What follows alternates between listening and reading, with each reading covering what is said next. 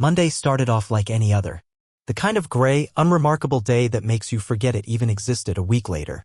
I had just wrapped up sanding down a vintage Schwinn frame in the workshop when I figured I'd check the mail. I wasn't expecting anything in particular, maybe a catalog, a bill or two, probably some junk. Ella wasn't due back until late afternoon. She'd left Friday, said she was spending the weekend with her sister Marlene who lived across town. Nothing out of the ordinary. Just a girls' weekend, she called it, with that practiced smile she'd been using more and more lately. The mailbox creaked when I opened it. The usual stack of nothing but one envelope caught my attention. Thick paper. Classy looking. Her name was handwritten across the front, not typed like the rest. There was no return address, just a neat little hotel logo in the top corner, Silver Lake Grand, Idaho. My first thought was that it had to be a mistake. Ella doesn't know anyone in Idaho. And why would a hotel send her something? I stood there for a minute holding it, debating. It wasn't sealed all the way, not properly. The flap had lifted just slightly, like someone in a rush had forgotten to press it closed. I'd like to say I resisted, that I respected her privacy. But the truth is, I opened it. Inside was a folded receipt, the kind that's usually handed over at checkout, glossy, printed on heavy cardstock, like they wanted you to feel proud of how much you spent. A suite for 3 nights. Room service, spa access, complimentary wine, valet parking. All under the name Travis McCain. There was also a side note scribbled in blue ink, confirm pickup with Alex, same driver as last time. She prefers Lakeside View. She. My throat tightened when I read that. I reread the name Travis. The date of the booking matched this weekend exactly. Friday through Sunday. The she couldn't be a coincidence. And suddenly I wasn't holding a piece of mail anymore. I was holding a lit match. By the time Ella walked in through the door around 4:30 p.m., the envelope was sitting neatly on the dining room table, the contents spread out like evidence in a crime drama. She rolled in her little navy suitcase, sunglasses perched on her head, wearing that soft lavender sweater I'd bought her last winter. For a second, she looked like the woman I'd married. But only for a second. Hey babe, she said casually, dropping her keys in the bowl by the door. God, Marlene talks nonstop, I need a nap. I didn't say anything. Just stood there with my arms crossed, watching her drop the act. She caught the look in my eyes before she noticed the envelope. What? She asked, slower this time. You got mail? I said simply. She frowned and walked over. The second she saw the Silver Lake Grand logo, her posture changed. Her hand hovered over the paper, then dropped. She didn't touch it. Instead, she glanced at me with a practiced mix of irritation and disappointment, like I was the one who needed explaining to do. You opened it? She asked, voice sharp. It was unsealed. Oh, right, she said, stepping back. Of course it was. You just couldn't help yourself. I waited. You think I'm cheating on you? She said next, her voice rising. Seriously, Clark? Because some hotel in Idaho accidentally sends me junk mail? That's not junk. It's a receipt. She grabbed the paper and waved it in the air. Yeah, a receipt sent to the wrong person.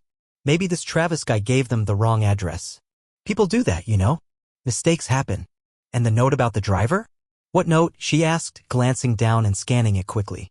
Her eyes paused on the line. Just for a second. But it was long enough. You think that's about me? She said with a scoff. It doesn't even mention my name. You're really reading into this, Clark. My stomach twisted. The note might as well have been signed in her handwriting. She prefers Lakeside View. She always insisted on Lakeside when we used to rent cabins. It was her thing. You've been different lately, I said, keeping my voice level. You're not home. You're distant. You smell like a perfume I don't recognize. And now this. Oh my God, she said, laughing bitterly. So now I'm not allowed to wear a new scent without being interrogated? Just tell me the truth. You want the truth? She snapped, folding the receipt with angry fingers. The truth is, I went to Marlene's like I said. You're just paranoid. You think everything I do is about betraying you. Maybe because you're bored. Or maybe because you're projecting. That one stung. I didn't even know what she meant by projecting, but I knew it was a power move, shift the conversation, throw the guilt back at me, keep me off balance. She stared at me, daring me to say more. And for a long second I couldn't. Because part of me still wanted to believe her. I picked up the envelope and slid it toward her. Fine. Call the hotel. Ask for Travis McCain. See what they say. Why should I have to prove anything to you? She said. You're the one digging through my mail like some jealous ex-boyfriend. I'm your husband. She didn't respond to that. She turned and walked into the bedroom, leaving the envelope and the accusations behind her. That night, she acted like nothing happened. Made herself tea. Watched her cooking show. Laughed a little too loudly. And I just sat there in silence watching a stranger move around my kitchen in my wife's body. I wish I could say I confronted her again. I wish I could say I demanded answers. But instead I let the silence settle between us. Thick and sticky like molasses. I went to bed before her, lay there staring at the ceiling while the television buzzed in the other room. At some point, she slid into bed beside me. No, good night. No, I'm sorry. Just the weight of her presence and the rustle of sheets. That was the moment I knew something had changed. Because I didn't reach for her hand. And she didn't reach for mine. After that night, the receipt didn't come up again. It sat buried under a stack of mail for a week before vanishing altogether, probably accidentally swept into the recycling bin. Ella never brought it up. Never offered an explanation. And I never got a follow-up call from that hotel. What I got instead was distance. Not the kind you can measure with a ruler, but the quiet kind. The invisible kind. The kind that moves in and settles between two people like fog, subtle at first, then thick enough you can't see the person standing right in front of you. I started noticing things. Not the big, obvious stuff you read about in cautionary tales, not lipstick on a collar or unfamiliar cologne. No, Ella was smarter than that. But there were cracks in the walls if you looked close enough. Like the perfume. I remember when she stopped wearing her usual floral scent, the one that clung to the laundry and left a trail behind her in the hallway. One morning, she stepped into the kitchen and the air changed. It was darker, musky, with undertones I couldn't place. New. I asked. She smiled and said, "Do you like it?" I told her I did. I lied. It didn't smell like her. It smelled like someone else entirely. That perfume showed up a lot after that. Usually before her errands. The errands became frequent, too frequent. Trips to the grocery store that took 3 hours and came back with only a bag of granola and hand lotion. Dentist appointments that never appeared on the calendar. She always had an excuse. Always said, "You're imagining things," when I asked why her stories didn't add up. And somehow I kept letting it go. Then there was her phone. We used to be one of those couples who didn't care about leaving phones around. Hers would sit on the kitchen counter while she cooked or buzz on the nightstand while we watched movies. Then one day it was always with her. In her hand. In her pocket. Under her pillow. Even in the bathroom. She put a new password on it, too. Not the one I knew. Not the one we shared just in case. "Privacy's healthy," she said when I asked about it. Healthy. That word felt like a slap. She didn't go out of her way to be cold, but she wasn't warm anymore either. Her affection had been measured lately like someone rationing supplies. No spontaneous hugs. No running her fingers through my hair while I worked. No late-night talks in bed. If I tried to initiate anything, she flinched like I'd startled her. And then there were the pictures. I didn't notice right away, but one rainy Saturday, I was looking for an old photo, the one from our first road trip where she wore that stupid hat and we got sunburned in Oregon. I opened our cloud drive and paused. Something was off. Our couple's album used to have dozens of photos, silly ones, vacation *TS, birthdays, blurry selfies from the sofa. But they were gone. All of them. Deleted or moved, I wasn't sure. In their place were pictures of her alone. Not just selfies, posed photos. Outfits in full view. Smiling at cafes. Staring out over lakes I didn't recognize. It looked like someone preparing for a different life. I confronted her about it casually. "Hey, did we move the photos somewhere?" And she just shrugged. "I cleaned up the drive," she said. "We had a lot of junk in there." Junk. That's what she called our memories. After that I started sleeping less. Not because I wanted to catch her in something, but because my brain wouldn't shut off. Every tiny inconsistency kept looping in my mind, tying itself into a knot that tightened a little more every night. I began journaling. Writing things down. Not because I planned to accuse her, but because I needed to convince myself I wasn't going crazy. April 12th, left for coffee with Becca, came back 4 hours later, said they went thrifting. Becca posted pics from a family barbecue that same afternoon. April 18th, wore heels to the post office. April 20th, phone rang twice late at night, both times she took it into the laundry room to answer. April 25th, said she had a headache when I invited her to the flea market, went out for a walk, 30 minutes later wearing makeup. It all felt minor on its own. But stacked together? It looked like something else. I stopped trying to talk to her. The few times I brought things up gently even, she'd spin it around. "You're smothering me," she'd say. Or, "Why are you trying to pick a fight?" Sometimes she'd go quiet for hours, making me feel like I was the problem. And the worst part? Part of me believed her. There's a specific kind of helplessness that comes when someone you love looks you in the eye and says, "You're imagining it." It makes you doubt everything, your instincts, your memory, even your sanity. I found myself apologizing. Apologizing for noticing. For asking questions. For feeling things. But there were moments when the mask slipped. Tiny moments. Once she was brushing her hair and didn't know I was standing behind her. I said, "Hey," and she jumped, physically startled, like I'd caught her doing something wrong. When she turned around, her expression reset in real time, like an actor flipping back into character. Another time, I walked in on her deleting text threads. She said it was just old messages from group chats. I asked to see one. She said, "You don't trust me anymore," and walked out of the room. I watched her grow more distant by the day. She stopped coming down to the workshop. We used to spend hours there together. She'd hand me tools while I worked on bike frames or sketch out design ideas on scrap paper. That stopped completely. I asked her once why she didn't come down anymore, and she said it's loud and boring. It used to be our place. Now it was mine again. Just mine. And suddenly that didn't feel like a victory. I thought about talking to someone, a friend maybe, but I didn't want to embarrass her. Or worse, myself. What if it really was just me? What if I was inventing a conspiracy out of coincidence? Still, every day the puzzle grew. I noticed she started locking the door to the bathroom. Never used to. And she'd always shower at night, now late, after I was already in bed. I couldn't hear anything over the water, but sometimes I thought I heard her talking. Quiet, hushed, just under the sound of the stream. Once I pressed my ear to the door. Silence. But when I walked away, I heard her hang up the phone. I think that was the night something inside me stopped hoping. Stopped hoping she'd explain. Stopped hoping I was wrong. Stopped hoping we could rewind the clock. Because when you stop hoping, what you're really doing is preparing. I wasn't looking for confirmation when it finally came. By then, I had resigned myself to the quiet erosion. It felt safer, somehow, to drift in doubt than to steer into certainty. Certainty meant consequence. Certainty meant endings. But certainty found me anyway. It happened on a Tuesday morning. I'd driven out of town to pick up a batch of reclaimed wood for a custom bicycle stand project. I didn't want to take the truck. Some weird starter issue had been acting up, so I called a local taxi service. Not Uber. Old-school yellow cab, the kind with a worn-out back seat and a driver who's been doing the job since before GPS. The guy who picked me up was talkative. One of those people who fill silence with trivia and opinions and stories you didn't ask for. His name was Pete. Mid-50s. Sunglasses, even indoors. Spoke like every sentence ended with an exclamation point.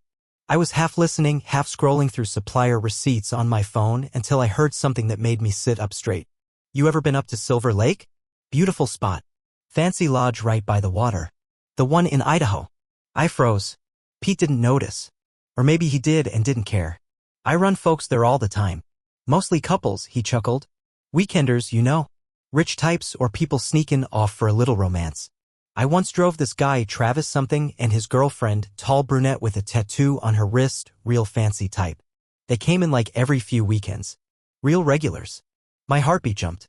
I hadn't said a word. I hadn't prompted this. "Wait," I said slowly, lowering my phone. "You said his name was Travis? Travis MC something. McCain maybe?" "Yeah. That's it. Travis McCain." He glanced in the rearview mirror. "You know him?" I didn't answer. Pete kept going, oblivious to the shift in the car's atmosphere. "Yeah, she was always sittin' in the back with him, all cozy. Had this big laugh, like she didn't care who heard. And she always made the same request, lakeside room. Said she couldn't sleep without the water nearby. They used to joke about honeymooning there." My throat went dry. "She ever say his name?" "Nope. But I remember hers. Tattoo gave it away." He mimed a scribble on his inner wrist. Said it was for her mom or something. Pretty script. You don't forget details like that when you drive people for a living. I looked down at my own wrist instinctively. I could see her tattoo clear as day in my mind, a line of cursive that read "Still water runs deep," etched in soft gray ink. I'd held that wrist 100 times. 1,000. I'd kissed it while we danced in the kitchen years ago. "You okay back there?" Pete asked, finally noticing the silence. I cleared my throat. "Yeah. Just, that's a strange coincidence." "World small," he said, like it was a comfort. It wasn't. I let the rest of the ride pass in silence. My mind wasn't racing, it was slow and deliberate, like someone stacking bricks with perfect precision. The room she requested. The laugh.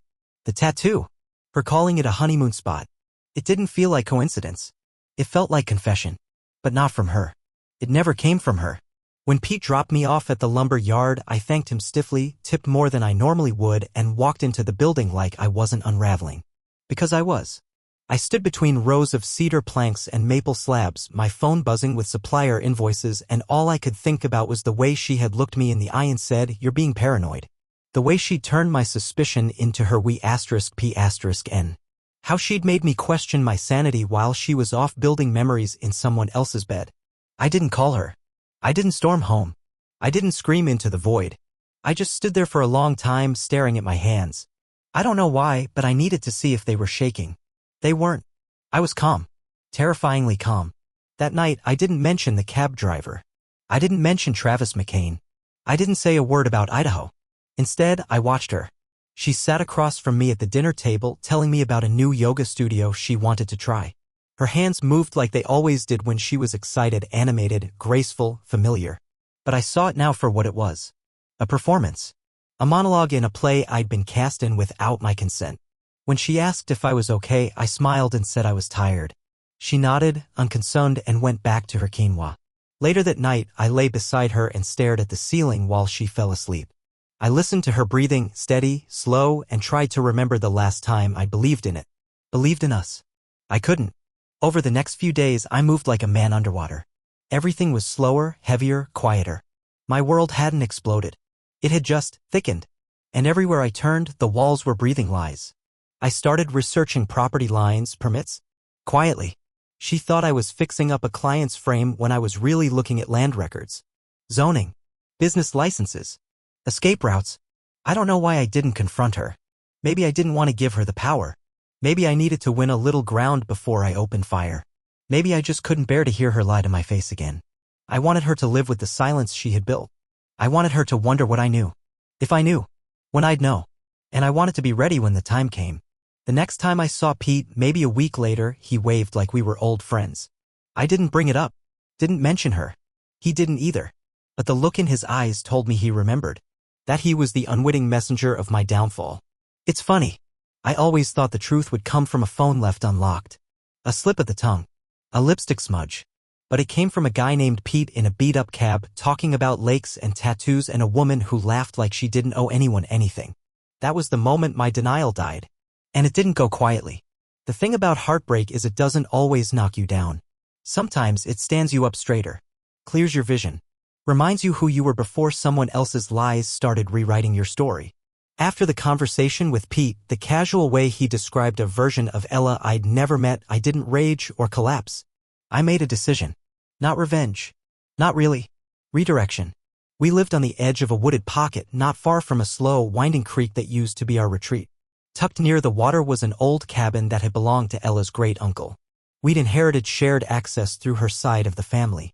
For years, it was a sanctuary, mornings filled with coffee on the porch, quiet evenings under dim lanterns.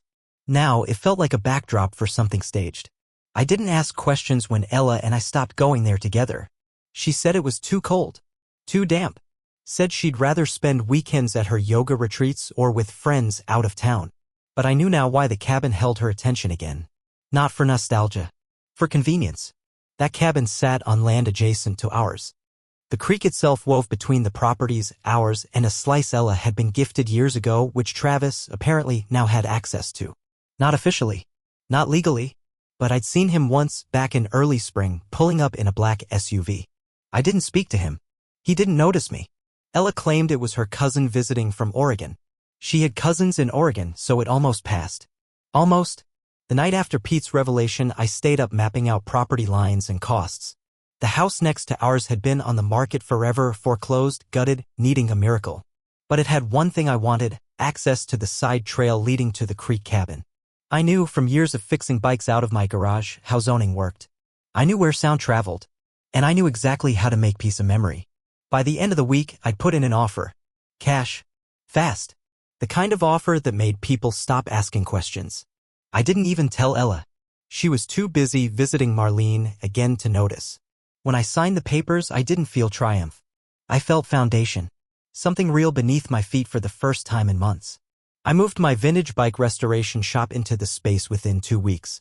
It started small, just me and a few frames. But word got out fast. A few high school kids who always hung around the old shop followed me.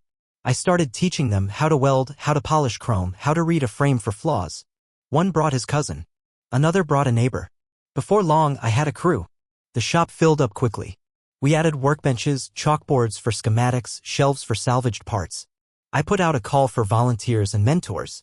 Retired machinists, a former auto shop teacher, a couple of single moms who just wanted their sons to be somewhere safe after school. We called it a learning space, a craft center, a workshop for minds and hands. And it got loud. Saws in the morning, welding arcs by noon, hammers on metal like heartbeat. Some of the neighbors grumbled at first until I offered free bike repairs and trail maintenance in exchange for patience. Suddenly, the complaints stopped. The shop became something real, something noisy, something alive. It didn't take long for Ella to notice.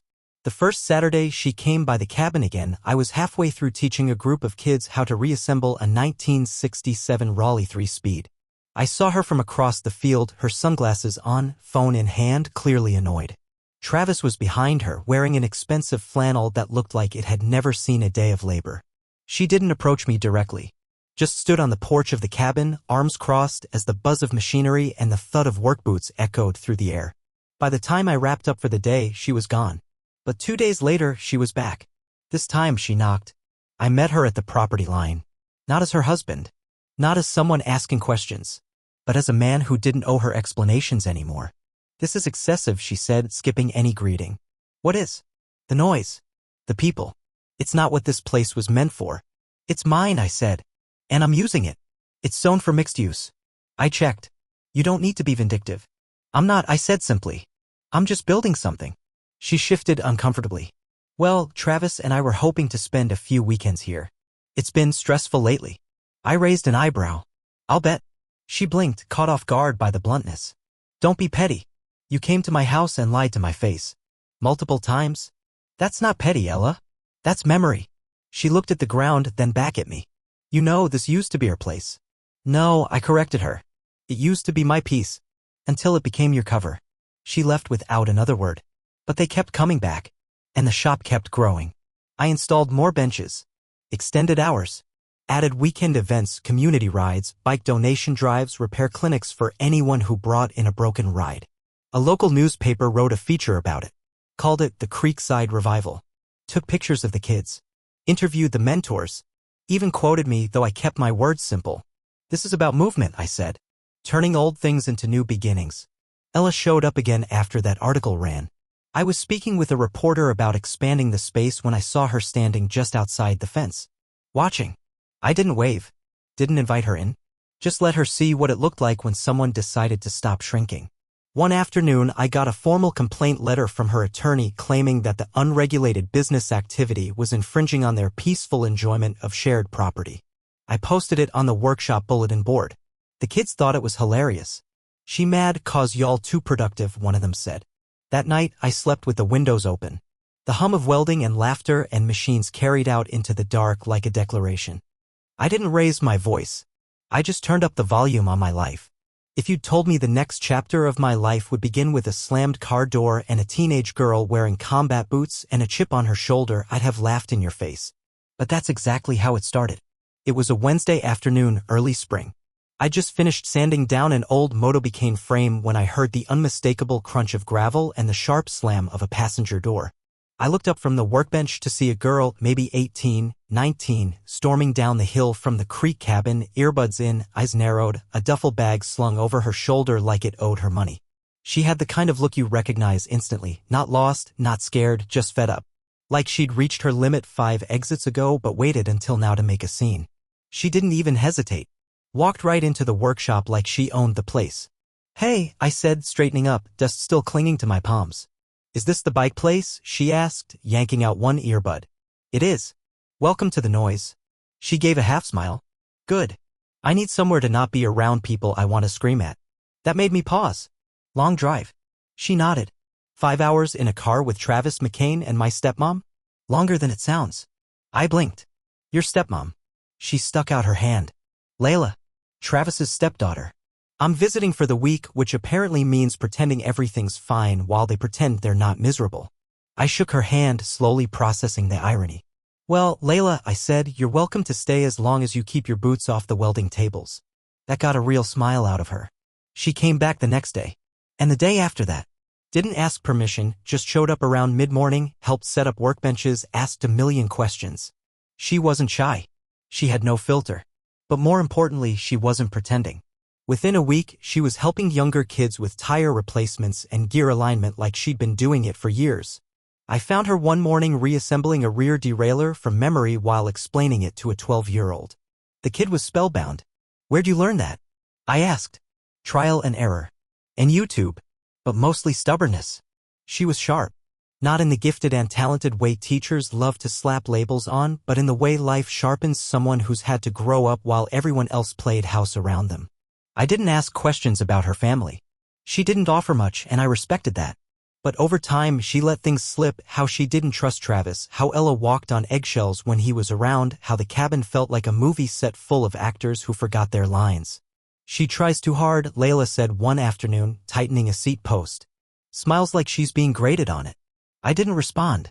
I didn't have to. "Are you the ex?" she asked casually, not looking up. "Something like that." "She lied a lot, huh?" I paused. "Yeah. She's still lying. I think she lies to herself more than anyone." We didn't talk about it again after that. Instead, we built things.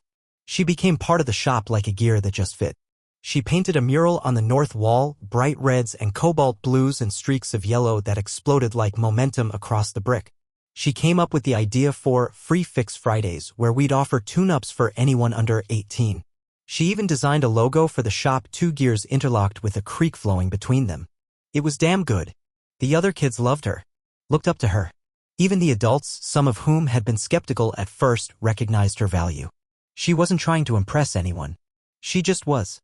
One Saturday, she stayed late helping me finish a custom build for a local collector. We worked in comfortable silence for an hour before she asked, "Do you ever think about leaving all this behind?" "Every time I drive past a quiet town with a diner and no past," I said. She nodded, wiping her hands on a rag. "Yeah. Same. But then I remember," I added, "this place wasn't built on memory. It was built on momentum." She smiled. "That's a good line. You should put it on a sign." We laughed. And for a moment, the weight that had been sitting on my chest for months lifted just a little. The next day, Ella showed up unannounced. She stood outside the workshop, arms crossed, watching Layla tighten brake cables on a kid's BMX. She waited until the girl walked inside before stepping closer. "What is this?" she asked, voice low but biting. "You're using her. Manipulating her to get back at us." I wiped my hands and stared at her. "She came here. She stayed here. She earned her place. She's a kid, Clark. She's more honest than either of you." Ella's eyes narrowed. "You don't know what you're doing." "No," I said. "I know exactly what I'm doing. I'm building something real. Something people care about. Something that can't be erased with a hotel receipt or a fake smile." She didn't respond. Just looked at the building, at the mural, at the noise, at the life, and saw a world she no longer had control over. 2 weeks later, I got an email from a real estate lawyer. Ella and Travis were offering to sell their access rights to the cabin and surrounding acreage. They framed it as a logistical simplification. Said they were looking to invest elsewhere. But I knew the truth. They couldn't stand the sound. Couldn't stand the community. Couldn't stand that I'd taken what they'd tried to rot and turned it into steel. The sale went through in less than a month. I didn't celebrate. I just kept building. Layla stuck around until summer ended. Said she was taking a gap year, might stay in town a while. I offered her a full-time spot at the shop. She accepted without hesitation. And one afternoon, as the sun dipped low and the tools clinked to a close, she looked around and said, "You know, this place, it's loud. But it's the first place I've ever felt heard." That hit me harder than any fight, any lie, any betrayal. Because for the first time since Ella walked out with her suitcase full of secrets, I realized I didn't need her to explain why. I'd already built the answer with my own 2 hands. Ella didn't come back after the sale closed. No final goodbye, no last-minute tears, not even a passive-aggressive note. Just silence. Travis didn't either. Whatever fantasy they'd built in that cabin by the creek had collapsed under the weight of truth and sound. They wanted escape, and when that proved impossible, they chose exile. Her final message came through a lawyer. A cold, clinical statement outlining the transfer of rights. No personal remarks. No acknowledgement of what we'd been. Just the legal severing of what remained. A shared past reduced to signed papers and notarized stamps. For a while, I kept waiting for something more, maybe a voicemail in the middle of the night, or a half-hearted email, anything. But nothing came. And honestly, that silence? It was the kindest thing she'd ever given me. The community kept growing. The shop wasn't just a shop anymore. It was a fixture. A pulse. What used to be the sound of metal and motion became something sacred. Purposeful. Layla flourished. She built a team of volunteers. Started a program teaching young girls how to repair and ride. Named it Gear Up. Watching her lead made me realize something Ella never managed to show me: strength doesn't need to shout. It just shows up and works. One afternoon, I found an old photo of Ella and me buried in the bottom drawer of a desk I'd forgotten I even owned. We were standing outside that cabin, smiling with mugs in hand like we had any clue what was coming. I stared at it for a minute, then tossed it into the scrap bin. Some memories aren't worth saving. A year passed before I realized I was no longer looking back. By then, the shop had a name: the Center for Craft Transport, part museum, part restoration lab, part school. What started as my retreat had become a hub for hundreds. On opening day, people poured in from nearby towns and cities, packing into the once-abandoned building now alive with energy and steel. Reporters came. Officials from a heritage society brought clipboards and cameras. They asked about our mission, our story, our future. I told them the truth. We restore more than bikes here. We restore confidence, direction, purpose. Layla stood beside me the whole time, guiding guests through the exhibits she'd helped design. At the end of the ceremony, she handed me a plaque she'd made in secret. It read, "Steel doesn't rust when it's not abandoned." I didn't cry, but I felt something loosen in my chest, something that had been knotted tight for far too long. I hung the plaque in the main hall, just above the original bench where the first frame was ever welded. People always ask if I miss her. I don't. Not because she wasn't a part of me once, but because that part didn't survive the fire. What did survive? What stayed? What was forged? That was mine. And it was finally whole.